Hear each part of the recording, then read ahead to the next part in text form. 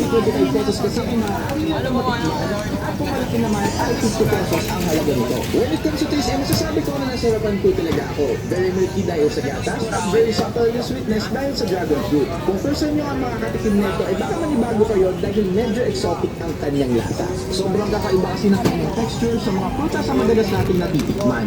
At alam nyo ba na dati daw ay dati mga mamahalika lamang sa Vietnam ang nakakakain nito. Sobrang yaman kasi nito sa antioxidants. Dragon fruit. Sarap. Kontra sa diabetes. Kuya Pinar, pero yun nga, para sa akin ay nandiyan ko talaga yung juice dahil sobrang linis sa kanilang pagkakagawa. Fresh, quality, Pure? at Parang may asukal. Finish na. Oh my gosh. Pasugod ako sa mga po para dahil yung natikman ito na papanahon, sikat na sikat, at talaga namang pinagkagabi yung dragon fruit juice dito sa Prato Manila. And yes, kailangan nyo nga magmadali dahil alam nyo ba na hanggang ngayon November na raw ang season ng butas na ito. Ang bago pa ako naubusan, katulad dito rin sa dahil naman ako dito para tikman ang kakaiba. Saan ang pwesto ni Neneng B? Saan ang pwesto ni Neneng B? LRT sa baba. Diretso po kayo dyan. Hindi ko po kayo. Okay. Tapos hindi ko po kayo galaw ng kaso. Ano ba yung sutak mo na Anong niya magkaryedo? Karyedo.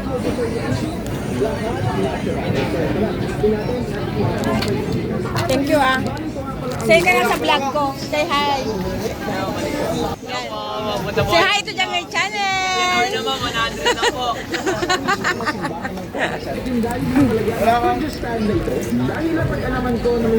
Sarap.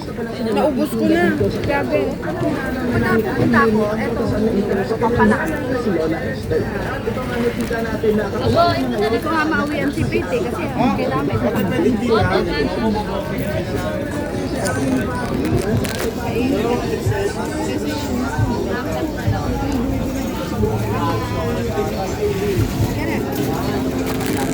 Tara. Salamat. Bye-bye. Ingat na.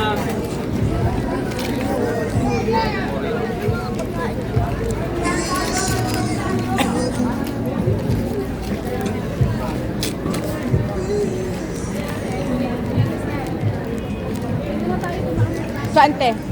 Sige, mauna ka.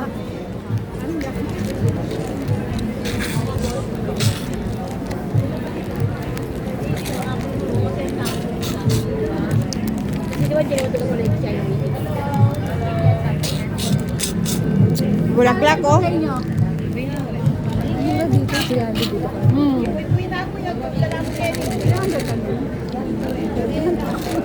Waka? Bigyan akong screen. Alin doon yung pula, puti, sunflower? Huwag na rin isang flower eh. Sunflower? Ate, pwedeng itanim to, gawing halaman, hindi? Ano maganda, Mirna? Alin, sunflower na white. Ayan oh, yung may red, na may rose. Ito kung may rose na lang.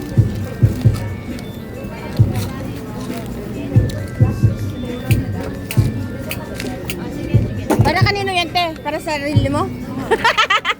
Sa Ate Janet, bumili ng rose. I love myself. Hindi na ako matagal na ako makakabalik. Advance ano mo sa birthday mo.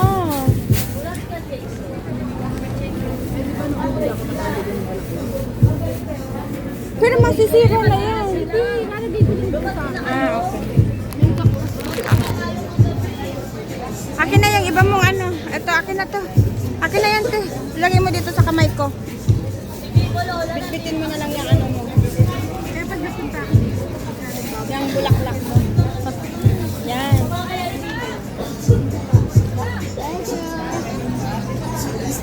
Wala nang tawad-tawad. Talagang... Talagang... 50 pesos na lang. Ayan oh, mga ano te, oil-based na ano, perfume kung gusto mo. Oo. Mura na yan. Sa iba kasi 1,000. Pag nagpapadala si Bernay ng bulaklak, 1,000 yun, 2,000. Ah. Eh ngayon lang ako nakabili. Mm. Ay, tempered po.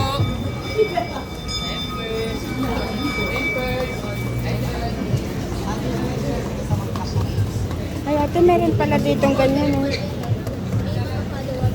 Kaya nga minsan pagka...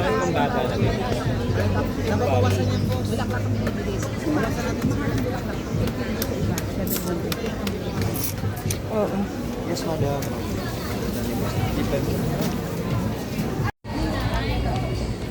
Quiapo. Ay, dito nagsushooting yung ano, te, Batang Quiapo. si, Masarap, delicious. Kense dosis. punta tayo sa pesto ni Marites, te. Favorite blessing naman nun. Kahit siya lang.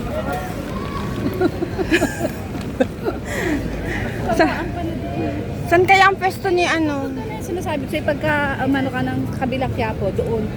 Doon lang nung sa akin. Magsisimba ka, te? Hindi lang tayo. Ay. Ayun, ibang daanan naman yan. Eh, yung papunta ng Quiapo, ay sinasabi ko sa'yo. Pag doon tayo sa Quiapo sumakay, dyan tayo bababa. Oo. Simbahan ng Quiapo.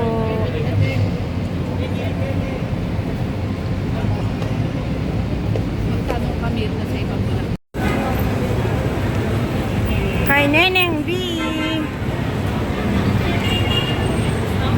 Wala naman yata si Neneng B. Hindi, si Neneng B mismo.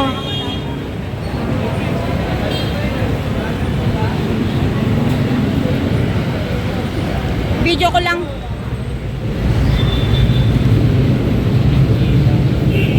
Excuse me. Video ko lang saglit, kuya.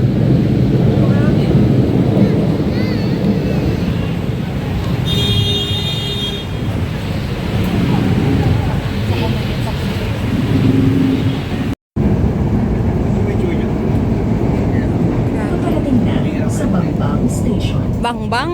Bangbang.